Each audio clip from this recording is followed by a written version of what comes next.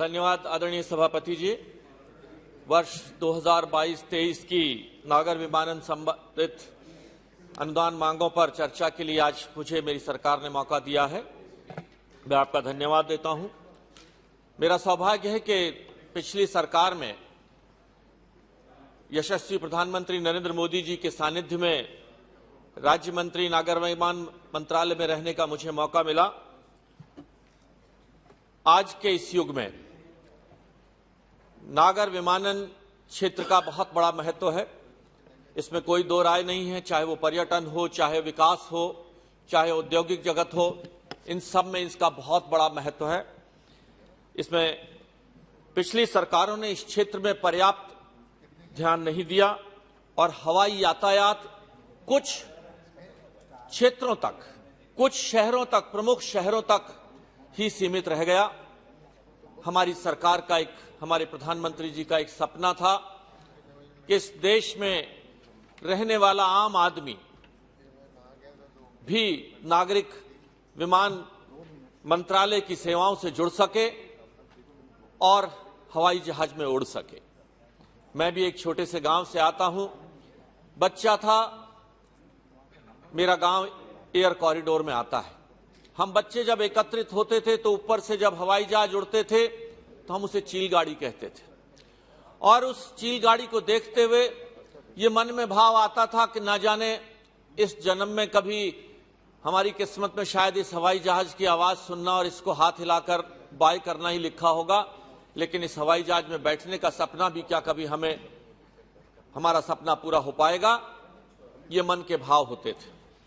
लेकिन आज हमारे प्रधानमंत्री जी की सोच और उस संकल्प के कारण आज हवाई चप्पल पहनने वाला व्यक्ति भी हवाई जहाज में उड़ सकता है और उड़ रहा है। ये एक बहुत बड़ी कल्पना थी हमारे प्रधानमंत्री जी की और एक सपना था जो साकार होता नजर आ रहा है। मैं धन्यवाद देता हूं प्रधानमंत्री जी की सोच को और बधाई देता हूं 130 करोड़ देशवासियों को कि एक ऐसा प्रधानमंत्री हमें मिला है, एक ऐसी सरकार देशवासियों ने बनाई है। महोदय, आजादी के 70 वर्षों में 2014 में हमारी सरकार बनी। 67 वर्ष बनाम 7 वर्ष, 67 वर्षों में मात्र 75 हवाई पट्टियां ऐसी थी जिन पर हवाई उड्डयन होता था, हवाई जहाज उतरते जाते थे। आज इन 7 वर्षों के समय में यह संख्या 130 हो गई है, यानी 73% का इजाफा हवाई पट्टियों में। यह एक कल्पना का विषय है, एक सोच का विषय है। मैं बधाई देता हूं हमारे यशस्वी मंत्री आदरणीय ज्योतिरादित्य सिंधिया जी को कि जिन्होंने इस दिशा में नए कदम उठाए। आज एयर टरबाइन फ्यूल की कीमत बढ़ रही है, लेकिन हमारे मंत्री जी सिंधिया जी ने उस पर कंट्रोल लगाया और आज और बहुत बड़ा काम किया है हमारे सरकार ने इस विषय पर। आज जिस बात की चिंता भाई रवनीत जी कर रहे थे और पूरे देश नहीं पूरे विश्व में जिस घटना ने हमारी पहचान बनाई है, 22 हजार से भी ज्यादा भारतवासियों को, छात्र जिनमें बड़ी संख्या में थे, जब एक तरफ बम, गोले और मिसाइलें चल रही हों और उन बच्चों को, उन नागरिकों को वापस हमारे देश में लाने का जो काम हमारी सरकार ने हमारे प्रधानमंत्री जी के नेतृत्व में किया है, जिसकी पूरे देश में नहीं पूरे विश्व में सराहना हो रही है।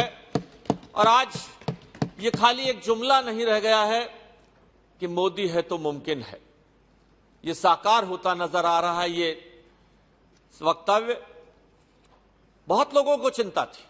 एक तरफ भारत अमेरिका जैसे देश के साथ क्वाड का सदस्य था, दूसरी तरफ रूस था, यूक्रेन जैसा देश था।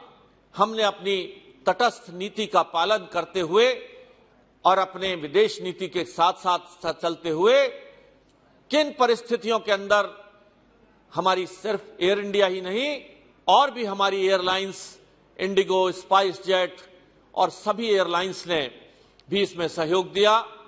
मैं बधाई देता हूं सदन के माध्यम से अपने उन लोगों को भी, उन एयरलाइंस को भी जिन्होंने इस राष्ट्रीय नहीं अंतर्राष्ट्रीय संकट के समय में ये एयरलाइंस खड़ी रही। हमारी देश की बेटियां, उन्होंने एक बहुत बड़ा योगदान दिया। गर्व से सीना ऊंचा हो जाता है जब भारत की बेटी पायलट बनकर उस जहाज में गई और युद्ध क्षेत्र में जाकर अपने उन भारतवासियों को निकाल कर लाई।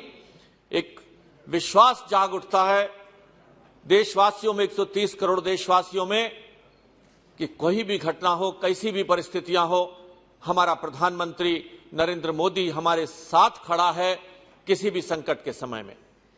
पंक्तियां याद आती हैं कि अगर खुद पे हो विश्वास, खुद पे हो विश्वास और कर्म पर आस्था, काम पर आस्था हो, खुद पर हो विश्वास और कर्म पर आस्था, कितनी भी मुश्किलें आए निकल जरूर जाता है रास्ता, इसमें कोई दो राय नहीं है। यह सोच और संकल्प का तरीका है हमारे प्रधानमंत्री नरेंद्र मोदी जी का। देश के इस मिशन गंगा ने, मैं समझता हूं, हर भारतवासी के दिल में एक विश्वास जागृत कर दिया है कि अब देश में एक ऐसी सरकार है, किन्हीं भी परिस्थितियों में वो साथ खड़ी है। और आज कल ही मैं पंक्तियां पढ़ रहा था हमारे पड़ोसी देश पाकिस्तान के प्रधानमंत्री जी की, जिन्होंने दाद दी है हमारे प्रधानमंत्री जी की नीतियों की, कूटनीतियों की, विदेश नीतियों की, उनके संकल्प की, कि वो अपने देश के लोगों के लिए खड़े रहते हैं, काम करते हैं। ये बहुत बड़ी बात थी। साथियों, सांसद बंधुओं, देशवासियों, जनसंख्या की दृष्टि से हमारा देश पूरे विश्व में दूसरे नंबर पर आता है। और जहां तक नागरिक विमान की यातायात की बात है, हम 10वें नंबर पर आते हैं। क्या कारण रहा? 67 वर्षों में, आजादी के 70 साल में आखिरकार ये विसंगति क्यों? क्या कारण रहा? 2016 में हमारी सरकार जब बनी, आजाद भारत में पहली बार सिविल एविएशन पॉलिसी बनी प्रधानमंत्री जी के नेतृत्व में, कि कैसे हमारे देश के नागर विमान यातायात को किस तरह से और बढ़ावा दिया जाए। इस बात के लिए एक पॉलिसी बनी। पहली सिविल एविएशन पॉलिसी 2016 में नरेंद्र मोदी जी की सरकार ने बनाई। मैं भी राज्य मंत्री होने के नाते मुझे उसका हिस्सा बनने का मौका मिला। बहुत सारे विषय थे, बायलैटरल राइट्स थे कि कितने जहाज हम दूसरे देशों में उड़ाएंगे, कितने जहाज वो हमारे देश में उड़ाएंगे। इनकी कोई नीति नहीं थी। अपनी मर्जी से जिसका जहां मन करे, जहां को कोई आर्थिक लाभ होता हो, ये बायलैटरल राइट्स पर रिश्वतखोरी होती थी। हमारी सरकार ने उसको खत्म किया। और अभी बात कर रहे थे भाई रवनीत जी ही कि टूरिज्म का बहुत बड़ा हब हमारा देश है।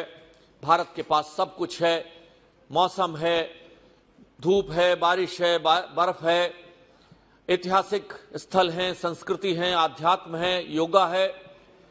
6.8% हमारी जीडीपी का हिस्सा पर्यटन से आता है। और उस पर्यटन को देने के लिए, रोड के लिए अभी हमारे मंत्री गडकरी जी ने जो विषय रखा कि किस तरह से उन्होंने पूरे देश को एक सूत्र में पिरो दिया है। 4 धाम की यात्रा हो, चाहे वो अयोध्या का वनगमन, राम वनगमन पार्थ हो, चाहे वो बुद्धा सर्किट हो, चाहे वो जैन सर्किट हो, उसके माध्यम से रोड का, सड़कों का एक जाल पूरे देश में बसा है। और तो और उन्होंने 23 राज्य मार्गों पर हवाई जहाज उतारने की सुविधा भी दे डाली। कितनी बड़ी सोच है, कितनी बड़ी बात है। आज हमें इस दिशा में आगे बढ़ना होगा, इस दिशा में हमें आगे काम करना होगा। पर्यटन हमारे देश का आर्थिक स्तंभ है और बन सकता है और बढ़ सकता है। यह हमारे प्रधानमंत्री जी की कल्पना है। 2014 में world economic forum, Davos, Switzerland की संस्था, जो अंतर्राष्ट्रीय संस्था है, हम लोग 2014 में 65वें स्थान पर थे। 2015 में 25 स्थान ऊपर आकर हम 40वें स्थान पर हो गए और अब हम 34वें स्थान पर हैं। उस पर्यटन की दृष्टि से अगर हमें आगे बढ़ना है तो हमें हवाई यातायात को नई पहचान देनी होगी, नई दिशा देनी होगी। और उसके साथ साथ रोड ट्रांसपोर्ट भी अगर बढ़ेगा, खासतौर पर स्पिरिचुअल टूरिज्म आज विश्व में सबसे अधिक, अगर हम बात करें वेटिकन सिटी की बात करें, जहां सबसे ज्यादा टूरिस्ट धार्मिक पर्यटन के लिए जाते हैं, सऊदी अरब में जाते हैं, तिरुपति बालाजी दर्शन के लिए जाते हैं, वैष्णो देवी दर्शन के लिए जाते हैं, और उस धार्मिक पर्यटन में नई कल्पना की सोच, भगवान राम का दिव्य मंदिर, भव्य मंदिर बनाने की कल्पना शायद हमारी पीढ़ी के लोगों ने कही नहीं थी। ये हमारे प्रधानमंत्री जी की सोच थी, हमारे मुख्यमंत्री योगी आदित्यनाथ जी की कल्पना थी, उनकी काम करने का तरीका था कि आज भव्य राज मंदिर का सपना पूरा होता जा रहा है। और उससे पहले कि भव्य राम मंदिर बने, उससे पहले अंतर्राष्ट्रीय हवाई अड्डा भी अयोध्या के अंदर बनेगा। आज उत्तर प्रदेश जैसे विशाल देश में 5 अंतर्राष्ट्रीय हवाई अड्डे बनने जा रहे हैं। ये बहुत बड़ी बात है। माननीय सभापति जी, हमारे प्रधानमंत्री जी का जो सपना था, उस सपने के तहत हवाई चप्पल पहनने वाला व्यक्ति 1 घंटे की उड़ान के लिए मात्र 2500 रुपए में, मात्र 2500 रुपए में वो हवाई यात्रा कर सकता है, जो शायद फर्स्ट क्लास की रेलवे की टिकट से भी किराया कम है। ये बहुत बड़ी सोच थी, ये बहुत बड़ी बात थी कि देश का आम आदमी उड़े। उड़ान जिस योजना का नाम दिया गया, उस योजना में 65 हवाई अड्डे अभी तक जुड़ चुके हैं और 8 हेलीपोर्ट और 2 वाटर एरोड्रोम भी गुजरात में हैं, जिनमें हवाई जहाज पानी पे उतरेंगे। ये बहुत बड़ी हमारी प्रगति है और इसमें सोच है कि 2024 तक हम इन हवाई अड्डों की संख्या 65 से बढ़ाकर 100 करने जा रहे हैं। यह भी हमारी कल्पना है। 403 रूटों पर ये उड़ान की हमारी 2500 रुपए वाली गरीब के लिए जो योजना है, आम आदमी के लिए जो योजना है, ये लागू हो चुकी है। 1,70,298 उड़ानें इन रूटों पर उड़ान भर चुकी हैं और लगभग 87,80,000 यात्रियों ने हवाई यात्रा इस उड़ान के माध्यम से की है। इस योजना के अंतर्गत उन शहरों को जोड़ा गया है जहां अब तक उड़ान की सुविधा नहीं होती थी। ये एक बहुत बड़ी कल्पना है। हमारी सरकार द्वारा एयर इंडिया के निवेश का जो शुरुआत की गई है, इसमें कहीं ना कहीं हमारी पिछली सरकारों की नीतियों के कारण आज ये स्थिति पैदा हुई। 1953 में उस वक्त की तत्कालीन सरकार ने जिस तरह राष्ट्रीयकरण किया गया था, टाटा समूह से वह एयर इंडिया ली गई थी। आज पूरी पारदर्शी तरीके से आज उसी टाटा सन्स को एयर इंडिया वापस की गई है, बिल्कुल पारदर्शी तरीके से, और मजबूर हो गए थे हम ऐसा करने के लिए। स्थितियां ऐसी हो चुकी थी। 111 हवाई जहाज उस वक्त की सरकारों ने ऑर्डर दिए थे खरीदने के लिए, जिसमें से 68 हवाई जहाज खरीद लिए गए थे। 50,000 करोड़ का कर्ज एयर इंडिया पर हो चुका था और अब यह कर्ज मार्च 2021 तक बढ़कर 77,900 करोड़ रुपए का हो चुका है। अब हमारे प्रधानमंत्री जी की जो सोच है कि government has no business to do business, सरकार का काम सेवा करना है, सरकार का काम व्यापार करना नहीं है, सरकार का काम कमाई करना नहीं है। सरकार ने अपनी उसी नीति के तहत आज एयर इंडिया को वापस किया है, उसी टाटा सन्स के माध्यम से। और मैं समझता हूं ये एक बहुत बड़ी सोच थी सरकार ने जो कदम उठाए हैं। माननीय सभापति जी, आज भ्रष्टाचार की जिसकी बात भाई रवनीत जी कर रहे थे, अभी हमारी 2 संस्थाएं हैं, डीजीसीए। मैं बताना चाहता हूं कि डीजीसीए अब पूर्णतः ऑनलाइन है। कोई भी परमिशन, जो पायलटों की जो स्थिति उन्होंने बताई है, उसका भी मैं जवाब दूंगा। वैसे चाहूंगा कि मंत्री जी इसका जवाब दें इस विषय का, लेकिन डीजीसीए इस वक्त पूर्ण तरह ऑनलाइन है। वहां की सभी सुविधाएं लगभग ऑनलाइन हैं। जिन पायलटों की वो बात कर रहे हैं, पायलटों की कमी थी इस देश के अंदर, इसमें कोई दो राय नहीं थी। और पायलट प्राइवेट कंपनियों में कंपटीशन होने के कारण हर महीने छोड़ छोड़कर दूसरी कंपनियों में चले जाते थे। कोई भी संस्था के लिए संभव नहीं था। पायलट किसी सब्जी मंडी में नहीं मिलते, किसी बाजार में नहीं मिलते हैं। पायलट दूसरा हवाई जहाज को चलने के कराने के लिए कोई एक निश्चित अवधि, 3 महीने, 4 महीने, 6 महीने, जो भी समय था, एक ऐसा समय सभी सेवाओं में रखा जाता है। इस सेवा को समझते हुए व्यवस्था रखी गई थी। बहुत बड़ा भ्रष्टाचार का अड्डा था। हाइट क्लियरेंस, एयरपोर्ट पर हाइट क्लियरेंस देने के लिए एक बहुत बड़ी भ्रष्टाचार की जड़ थी वो बिल्डिंग हाइट, जहां जहां एयरपोर्ट थे, बड़े शहरों में जहां हवाई जहाज उड़ते थे, एक भ्रष्टाचार की माफिया बन चुका था। हमारी सरकार ने जब प्रधानमंत्री जी को यह पता चला तो उन्होंने कहा कुछ नहीं, इसको ऑनलाइन करिए, और ऑनलाइन करने के साथ साथ अब बिल्डिंग का मालिक बिल्डर अपने आप अपने डाटा वहां पर फीड कर अपनी बिल्डिंग की हाइट निर्धारित करता है। सरकार का और अधिकारियों का रोल इसमें से खत्म हो चुका है। यह हमारी सरकार की नीति है कि पारदर्शिता से हम किस तरह से इस देश को हम आगे बढ़ाएंगे। आदरणीय नरेंद्र मोदी जी के नेतृत्व में मुझे ध्यान है जब 2014 में हमारी सरकार बनी और मैं स्वयं राज्य मंत्री के रूप में नागरिक उड्डयन मंत्रालय में गया, मुझे ज्ञात हुआ, फाइलें जब खोली तो हमारी एक संस्था है इकाव, इंटरनेशनल सिविल एविएशन ऑर्गेनाइजेशन, उन्होंने वार्निंग दे रखी थी भारत सरकार को कि दिल्ली का हवाई अड्डा 2023 तक अपनी पूर्ण सैचुरेशन पर आ चुका होगा, इसके तैयारियां पहले से की जाए। आज हम देखते हैं जब जब दिल्ली हवाई अड्डे पर लैंडिंग का समय आता है, लैंडिंग नहीं मिलती, आधा घंटे, पौन घंटे, 1 घंटे हवाई जहाज ऊपर ही मंडराता रहता है, लाखों लीटर एयर टर्बाइन फ्यूल का नुकसान होता है, लाखों करोड़ों रुपए का नुकसान होता है, प्रदूषण होता है, समय की बर्बादी होती है। उसके लिए उस फाइल को दबाकर रख दिया गया। जब हमने इस फाइल को निकलवाया प्रधानमंत्री जी के निर्देश पर, तो उस वक्त की सरकारें, जो पिछली सरकारों की मानसिकता के अधिकारी थे, जब हमने उनसे यह सवाल पूछा कि दिल्ली की जनसंख्या 2 करोड़ से ऊपर है, एनसीआर की मेरठ से लेकर गुड़गांव से लेकर इधर मथुरा तक लेकर जनसंख्या लगभग 6 करोड़ है। आज न्यूयॉर्क जैसे देश जिसकी जनसंख्या मात्र 80 लाख है, 3 हवाई अड्डे हैं। वाशिंगटन डीसी की जनसंख्या मात्र कुछ 10 लाखों के अंदर है, उसमें भी 3 हवाई अड्डे हैं।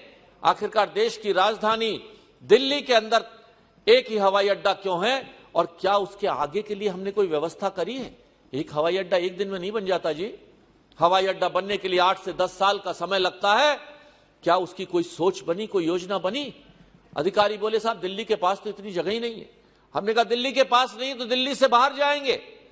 जेवर का आया, भिवाड़ी का आया, रोहतक का प्रस्ताव आया, और कई जगह के प्रस्ताव आए कि एनसीआर क्षेत्र में एक हवाई अड्डा बनना चाहिए, वरना दिल्ली के हवाई अड्डे की जो आज स्थिति है, कायदे से आज हमारे पास एक हवाई अड्डा तैयार होना चाहिए था। प्रधानमंत्री जी ने आदेश दिया कि तुरंत इस काम को किया जाए, इसकी गति बढ़ाई जाए। उस वक्त प्रदेश में हमारी सरकार नहीं थी, उस वक्त प्रदेश में समाजवादी पार्टी की सरकार थी, और प्रदेश की सरकारों के साथ एक विषय था कि भूमि अधिग्रहण का काम प्रदेश की सरकारें करती हैं। जब हमने उनसे पूछा तो उन्होंने कहा इस हवाई अड्डे को तो हम आगरा ले जाना चाहेंगे। हमने कहा आगरा ले जाना चाहोगे, लेकिन हवाई अड्डा तो एनसीआर को चाहिए, दिल्ली को चाहिए। आगरा का हवाई अड्डा दिल्ली के इस हवाई अड्डे की कमी को पूरी नहीं कर पाएगा। अधिकारी उस पुरानी मानसिकता के थे। अधिकारियों ने अड़चने लगाना शुरू किया, अड़चने दिखाना शुरू किया कि साहब 150 किलोमीटर के अंदर दूसरा हवाई अड्डा नहीं बन सकता। यहां से जेवर हवाई अड्डा मात्र 70 किलोमीटर दूर है, नहीं बन सकता। हमने कहा दिखाइए कौन सा कानून है। हमारी सरकार ने उसमें जांच कराई और यह पाया कि ग्रीनफील्ड हवाई अड्डा जरूरत के अनुसार बन सकता है, और वो हवाई अड्डा आज जेवर हवाई अड्डा आज हमारे मेरे कॉन्स्टिट्यूएंसी गौतम बुद्ध नगर के जेवर क्षेत्र में बनने जा रहा है। मैं समझता हूं कि एक बहुत बड़ी जीत है। एशिया का सबसे बड़ा हवाई अड्डा, विश्व के 5 बड़े हवाई अड्डों में जिसका नाम शामिल हो, दिल्ली के हवाई अड्डे से लगभग 2.5 गुना बड़ा होगा, बंबई के हवाई अड्डे से हवाई अड्डा लगभग 3.5 गुना बड़ा होगा। मैं आज इस सदन के माध्यम से माननीय मंत्री जी ज्योतिरादित्य सिंधिया जी बैठे हैं, मैं उनसे ये अपील करता हूं, मांग करता हूं। उनकी कार्य करने की शैली बहुत तेज है। वो एक युवा मंत्री हैं और कर्मशील मंत्री हैं। रात 10-10, 11-11 बजे तक मंत्रालय में बैठकर काम करते हैं। मैं उनसे ये अपील करना चाहूंगा कि दिल्ली की इस स्थिति को देखते हुए, जहां ट्रैफिक की इतनी स्थिति खराब हो चुकी है कि लैंडिंग के लिए आधा-आधा, 1-1 घंटे हवाई जहाज आकाश में उड़ते रहते हैं, लोगों की फ्लाइटें मिस हो जाती हैं जाते वक्त, इस हवाई अड्डे को, जेवर के अंतर्राष्ट्रीय हवाई अड्डे को, जो पश्चिम उत्तर प्रदेश की देश का एक गौरवशाली हवाई अड्डा बनेगा, इसको दिसंबर 2023 तक कम से कम एक, हो सके तो 2 हवाई पट्टी इसकी चालू की जाए। हालांकि ये देश का सबसे बड़ा 6 हवाई पट्टी का हवाई अड्डा बनने जा रहा है, लेकिन कम से कम 1 हवाई से 2 हवाई पट्टी दिसंबर 2023 तक, माननीय मंत्री जी, इसे जरूर आप चालू कराएं, जो जरूरतें हमारी पूरी होंगी। दिल्ली हवाई अड्डा और साथ के अंदर जेवर हवाई अड्डे के बीच में जिस मोनो रेल का प्रस्ताव है, उस पर भी तेजी से कार्य किया जाए। तो माननीय मंत्री जी, मैं समझता हूं बहुत बड़ी जरूरत हमारी पूरी होगी, इसकी बहुत बड़ी जरूरत है। और यह हवाई अड्डा उद्योग के क्षेत्र में, नोएडा, गौतम बुद्ध नगर, ग्रेटर नोएडा एक औद्योगिक नगरी है। उस औद्योगिक नगरी के कारण विदेशी कंपनियों ने, हमारी सरकार, योगी जी की सरकार ने जो कानून व्यवस्था में जो बदलाव लाए हैं उत्तर प्रदेश में, जो एक सुशासन लाया है, गुंडा माफियाओं का राज जो उत्तर प्रदेश में खत्म हुआ है, उसके कारण विदेशी निवेश बहुत बड़ी मात्रा के अंदर उत्तर प्रदेश में आ रहा है, और खासतौर पर गौतम बुद्ध नगर, नोएडा में आ रहा है। इसका श्रेय अगर हमारे प्रधानमंत्री जी का मार्गदर्शन और हमारे मुख्यमंत्री योगी आदित्यनाथ जी का एक ऐसा सुशासन देने का संकल्प, जहां गुंडे माफियाओं के लिए कोई जगह नहीं होगी, जहां माताओं बहनों की सुरक्षा का पक्का विश्वास उन्होंने सिर्फ दिलाया नहीं है, करके दिखाया है। अब प्रदेश में सांप्रदायिक दंगे नहीं होते और औद्योगिक निवेश वहां पर होता है। मुझे ध्यान है पिछले 15 वर्षों के अंदर, 14 वर्षों के अंदर एक भी विदेशी कंपनियों ने अपना निवेश नहीं किया। इस हवाई अड्डे के कारण और कानून व्यवस्था के कारण अब बड़ी विदेशी कंपनियां वहां निवेश कर रही हैं। माननीय मंत्री जी, तो ये मैं दोनों विषय आपके सामने आपके माध्यम से मैं रखना चाह रहा हूं कि एक कम से कम हवाई पट्टी, और दूसरा दिल्ली और इस हवाई अड्डे के बीच में जो एक मोनो रेल का प्रस्ताव है, उस पर तेजी से काम हो। अभी विषय उठा, ये बात सच है कि इस देश में करीबन 12-13 हजार करोड़ रुपए का एमआरओ का बिजनेस है, और इसका अधिकतम हिस्सा विदेशों में जाता है। आखिरकार क्यों? किन नीतियों के कारण? आज हमारी सरकार ने उस एमआरओ की जिसकी बात करी है, मेंटेनेंस, रिपेयर एंड ओवरऑलिंग, आज हवाई जहाजों की मरम्मत की जो बात करी है, उनका बहुत बड़ा बिजनेस थाईलैंड, म्यांमार, श्रीलंका जाता था। आज इस जेवर हवाई अड्डे की बात चली है, ये 5000 हेक्टेयर में बनने वाला, और पहले चरण में यहाँ कार्गो भी होगा, एमआरओ भी होगा, और नागरिक उड्डयन की सुविधा भी इसी हवाई अड्डे से होंगी। और मैं समझता हूं इससे बहुत बड़ी आमदनी का साधन भी बनेगा, और साथ साथ वहां के युवाओं को रोजगार मिलेगा। हमारे जो मुख्यमंत्री जी ने एक बहुत बड़ा काम किया है, हमारे योगी आदित्यनाथ जी ने, कि वहां लगने वाली सभी फैक्ट्रियों में 40% लोकल बच्चों को वहां पर नौकरियां मिलेंगी। यह भी एक बहुत बड़ा विषय हमारे मुख्यमंत्री योगी आदित्यनाथ जी के सानिध्य में हुआ है। साथियों, हेलीकॉप्टर को भी हम किस तरह इस्तेमाल करें, हेलीकॉप्टर की सेवाओं का भी किस तरह इस्तेमाल करें, हेलीपोर्ट के माध्यम से भी हमारी सरकार ने यह काम किया है। ड्यूटी फ्री शॉप्स का में एक भ्रष्टाचार का अड्डा बना हुआ था, फिक्स किराए पर शॉप्स दी जाती थी। आज उन ड्यूटी फ्री शॉप्स को हमारी सरकार के आने के बाद, मोदी जी की सरकार के आने के बाद, 5-5 वर्षों तक उन ड्यूटी फ्री शॉपों को खाली एक्सटेंशन दी जाती थी, उनका टेंडर नहीं निकाला जाता था, बिडिंग नहीं होती थी। आज हमारी सरकार ने पारदर्शिता से उनमें शेयर जो भी सेल होगी उसका लगभग 30-35% तक शेयर भी भारत सरकार को मिलता है, एयरपोर्ट अथॉरिटी को मिलता है, जिससे उसकी आमदनी में बढ़ोतरी हुई है। माननीय अध्यक्ष जी, 2014 में भारत में शेड्यूल्ड एयरलाइंस में 395 हवाई जहाज थे। आज 7 वर्षों के अंदर 2021 में ये विमानों की संख्या बढ़कर 716 हो गई है, यानी 83% की वृद्धि हुई है। ये हमारी सरकार की सोच है, ये हमारी सरकार की कल्पना है। माननीय सभापति जी, हमारे 2022-23 के बजट में नागर विमानन मंत्रालय का अनुमान रुपए 10,667 करोड़ रुपए का था, जिसमें राजस्व संबंधित व्यय 10,590 करोड़ का रहा है, जो कि पिछले वर्ष की अनुमानित राजस्व संबंधित व्यय 3,184 करोड़ से अगर हम देखें तो लगभग 232% अधिक है। और वहीं पूंजीगत व्यय में भी 76.46 करोड़, जो कि पिछले अनुमानित 40 करोड़ से लगभग 89% अधिक है। महोदय, इस बजट में भारत सरकार ने 150 करोड़ रुपए की लागत से नॉर्थ ईस्ट की जो हमारे प्रधानमंत्री जी की कल्पना है कि वह भी भारत के मूल से जुड़े एक होलोंगी के में एक हवाई अड्डे की जो योजना है उसका भी बजट 150 करोड़ रुपए इस बजट में रखा है। हमारी सरकार नागर विमान मंत्रालय और नागर विमान मंत्रालय के माध्यम से नागरिक उड्डयन के लिए किस तरह से, उद्योगों के लिए किस तरह से, पर्यटन के लिए किस तरह से हम अपनी सुविधा का उपयोग करें, ये हमारी सरकार की प्राथमिकता है और मैं समझता हूं हमारी सरकार इस दिशा में आगे बढ़ रही है। मैं आज इस विषय पर धन्यवाद देता हूं मेरी पार्टी का, मेरी सरकार का, जो मुझे इस विषय पर बोलने का मौका दिया। आप सबका बहुत बहुत धन्यवाद।